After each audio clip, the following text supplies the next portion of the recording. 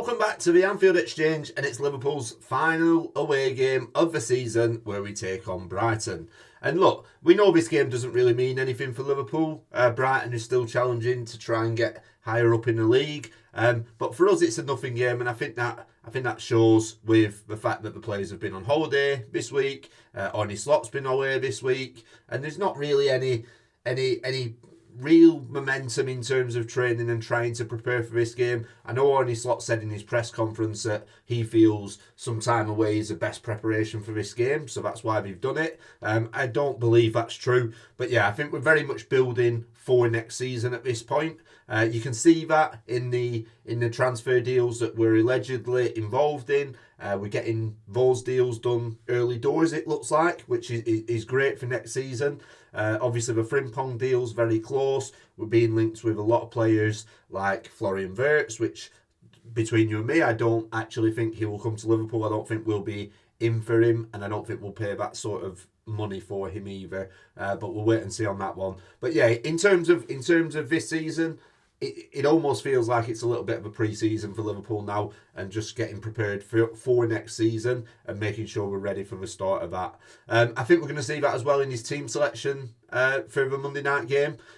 Players and manager, like I say, we've been on holiday last week. I think it's very much going to be a case of let's go out there, let's have some fun, and it doesn't really matter about the result too much. Obviously, since the Spurs game when we officially won the Premier League, the intensity, it has dropped off a little bit with the players. And I think, look, Arne Slot in the press conference on yesterday, he was asked a question, is it harder to motivate the team? And I think a lot of people were expecting him to give a professional answer and say, well, these guys are professionals, they're always motivated, blah, blah, blah. Instead, he just came out and said, yeah. He said, yes, it is harder to motivate them because ultimately they don't really care too much about what happens in the remainder of these games. Like I say, the intensity has dropped off since the Spurs game. But that being said, I do actually think we still played quite well against Chelsea, considering the changes we made to the team. I thought we played well against Arsenal, certainly in the first half. So even though the intensity has dropped off a little bit and there's not anything to play for, I still think I actually think we'll get the win against Brighton, because I just think even when we're not playing in fourth gear, I think a second gear, third gear will be enough to get past Brighton. So yeah, I'm not too worried about this, and like I say, it is almost like a pre-season game. It's a perfect opportunity to sort of cool down, if you will.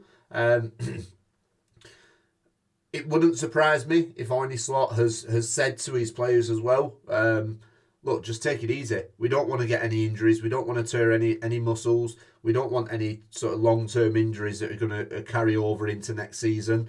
And I think that's the most important thing. We're not in the Club World Cup, so we've got the sort of pre-season off. We've got the summer off, and I think it's a good opportunity for players to just cool down, wind down, and just make sure they don't pick up any injuries. It is still a countdown to the party. We play Crystal Palace next weekend, and yeah, they're not going to be going for this full pelt. We are in party mode. The fans are in party mode. I think the players certainly look like they're in party mode, and the manager as well. I was actually surprised to see Mo Salah out in Dubai with the rest of the team, if I'm honest. Normally when these players go away, you see Instagram pictures of Mo Salah and he's in the gym and he's trying to do everything he can to get ready. But even Mo Salah were there, so yeah, it's still party time. It will be party time for the remainder of the season, probably long into the summer as well, until next season comes. I think it's a perfect opportunity for the squad to have some time bonding together, spending time together, and really getting to know each other. I think that will lead to promising things in the future. Like I say, the holidays that we're going on, the time we're taking away from a football club, especially, I think they've gone away for sort of Trent's leaving do. And look, we all saw what the players think. The players obviously have different opinions from the fans, and they will have different opinions regarding Trent Alexander-Arnold. Reason for that, they've spent a long time playing with him, and he is one of their friends. So they're not gonna completely completely go against a friend. So yeah, I think it's a good time to go and bond, and yeah, just sort of get that sort of connectivity together, and get that feeling around the club that it is a family, and not that we don't have that, but I think this just helps to it going and spending some time away together.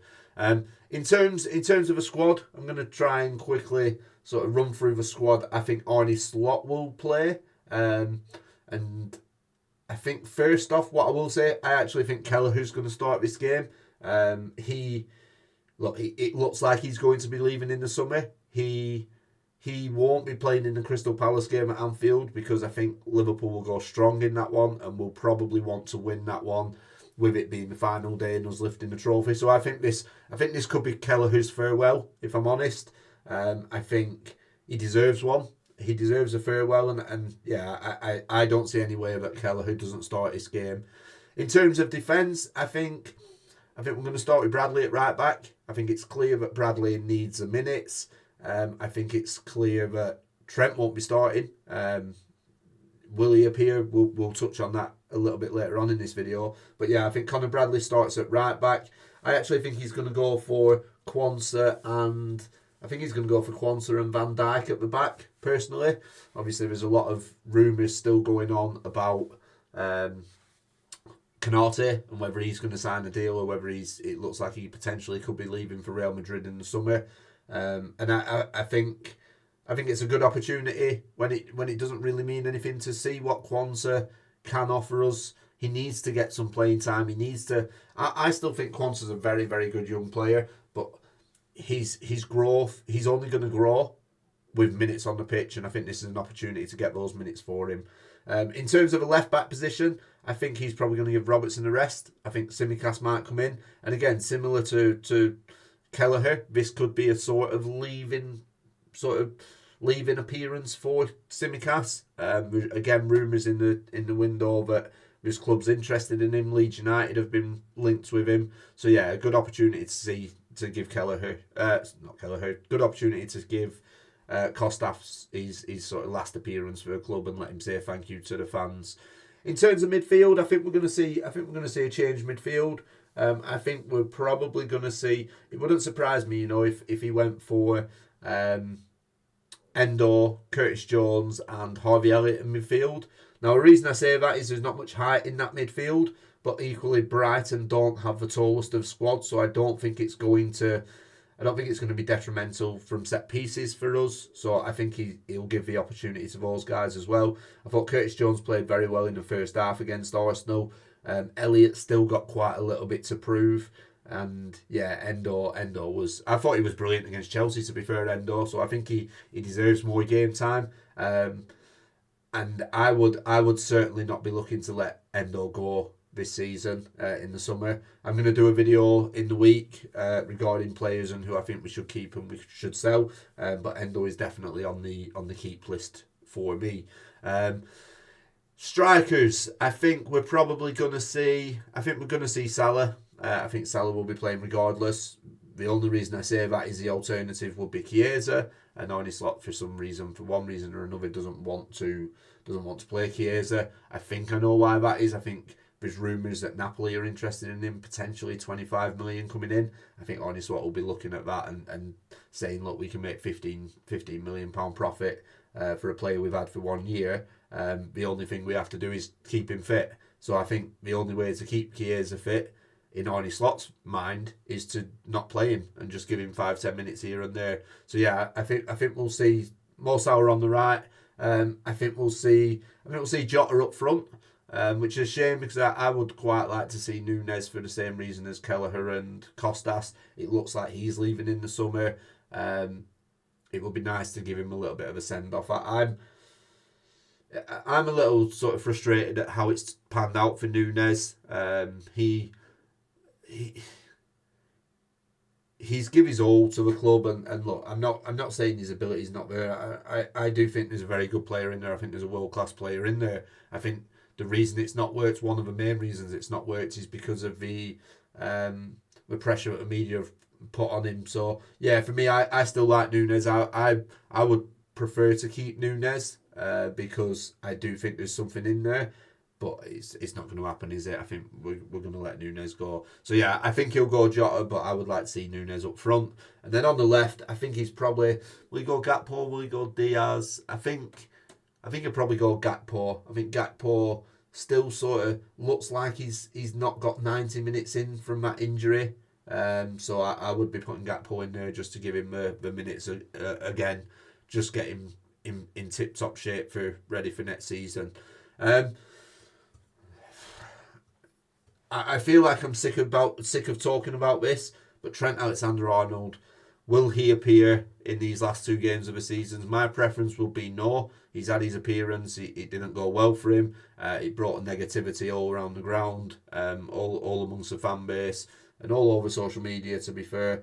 I think by giving Trent Alexander-Arnold minutes, all you're doing is you're giving the opportunity to other fans, rival fans on social media, to have a pop at Liverpool. You're taking away that positive feeling of being champions by playing Trent Alexander-Arnold. And look, realistically, playing Trent Alexander-Arnold in either of these last 2 games, it doesn't impact next season. There's no benefits from it going into next season. Whereas if you play Conor Bradley, you've got those benefits. You're giving him the minutes and building him up. Yes, I know Frimpong looks like he's going to come in, but Conor Bradley's certainly going to be challenging Frimpong for that position. But yeah, I mean, look, I don't want to see Trent Alexander-Arnold on that pitch. We'll have to wait and see what Arne Slot says. He didn't give too much away in his press conference. But yeah, for me, keep him away from it. I don't really want to see him. And if Bradley can't do the 90 minutes, then bring Quansah on it right back. You tell us, Arne Slot's told us numerous times that Quansah can play there. Curtis Jones has played there in the past. So you have got options to play someone else at right back if Conor Bradley can't make it. So yeah, for me, I would like to see an announcement. I would like to see a team sheet that doesn't have Trent even on the bench. But we'll wait till Monday to see how that pans out. I think, look, the main thing to take away from this game is probably not the result. Like I say, it doesn't matter to us what the result is. But I think it'll be similar to that Chelsea game where no matter what happens on the pitch, the away fans are going to be partying, they're going to be singing songs, and there's nothing that can happen on the pitch that's going to stop them doing that. I remember the Arsenal game. I think it was in like the first 5 minutes. And I think, was it Saka that got played through? Or one of the Arsenal players got played through, and Alisson came rushing out his goals and completely took him out. And I think if that was a game that was sort of in the midst of a Premier League title charge, I think you'd have heard the fans sort of moaning and groaning with it being so early on. It probably, if it wasn't offside, it probably would have been a red card. But you're not going to get any of that. Even that in the Arsenal game, the fans sort of looked at it and thought, oh, that's funny, and then carried on singing. So yeah, nothing's going to dampen the mood for the Brighton game. It is almost trophy time. 1 week's wait till we lift the Premier League trophy and then go on to the parade. So yeah, I think it's been a very good, phenomenal season. It has been a phenomenal season. It would be nice to bring some strength in next year to try and counter, try and compete on more fronts than just the Premier League, because I think that's probably where we've been a little bit short. Obviously, I know we got to a cup final and whatnot, but it would have been nice to go further in the Champions League and even further in the FA Cup. But yeah, let me know what you guys think. Let me know what you think is going to happen with Liverpool, who's going to start. Let me know who you think will not be starting, i.e. Trent. And yeah, let me know what your score prediction will be. I'm going to go for a 3-1 win for Liverpool, regardless of the team. I do think I've seen enough in the last 2 games against Chelsea and Arsenal to show that we will still put a performance in. It is a tough game, but yeah, I think there's enough in that team in second, third gear to get over the line. Possibly a 2-1 win, but I'm going to go for a 3-1 win. I'll see you on the next one.